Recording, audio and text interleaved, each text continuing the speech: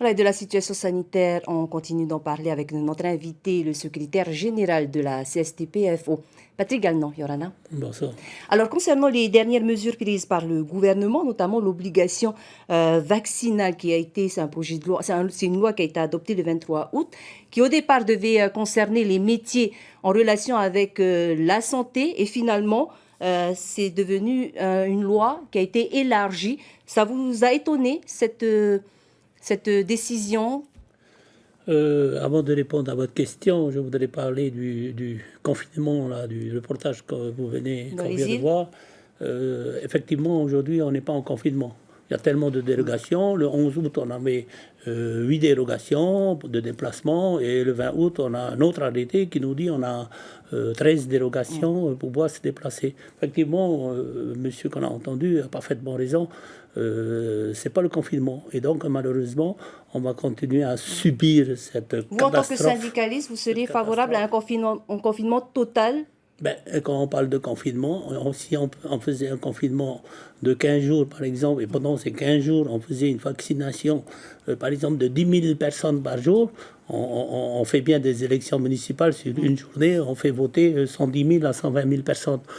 On n'est pas capable de faire en sorte qu'on Ce puisse sera un coup de vacciner. massue, toutefois, pour les entreprises, Non, parce que les là, salariés à la vitesse que où vous nous allons, défendez. à la vitesse où nous allons, 2000 vaccinations par jour, pendant 3 mois, on va continuer à être dans l'explosion de cette maladie pendant 3 mois, alors que si on le faisait pendant 15 jours, les études disent aujourd'hui qu'il faut être vacciné à peu près, il faut vacciner à peu près 55 à 60% de la On en est population encore loin. pour qu'on puisse arriver pour que la courbe exponentielle là, que nous voyons commence à stationner et commence à redescendre. On est encore loin. Donc peut-être que... Et justement, cette loi de l'obligation vaccinale. S'il y a une obligation de la vaccinale sans l'obligation de ceux qui arrivent de l'extérieur, qui vont nous envoyer les variants, et sans qu'il y ait un confinement, cette loi, elle est inutile. Ça vous a étonné que cette loi, finalement, a été élargie à tous les, Non, ça m'a pas du pratiquement tous tout, les métiers? ça m'a pas du tout étonné.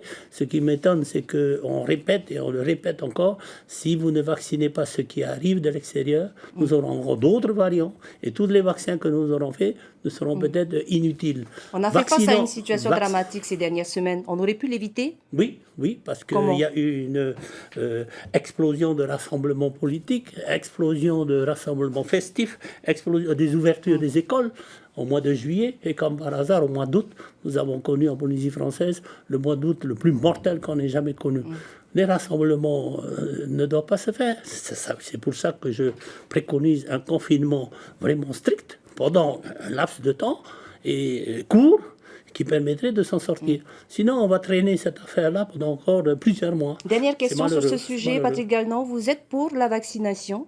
Non, je l'ai déjà dit, je le répète, je suis pour la vaccination si elle est accompagnée de confinement. Si vous faites de la vaccination, comme je le disais tantôt, 2000 vaccinations par jour, dans 3 mois, on y est encore. Et peut-être que, malheureusement, avec les morts qui sont suivis, vous savez, on est dans une catastrophe sanitaire. Et malheureusement, les propositions que l'on entend, c'est bien, on va aller prier, on va jeûner. Il faut prier tous les jours pour ceux qui sont morts.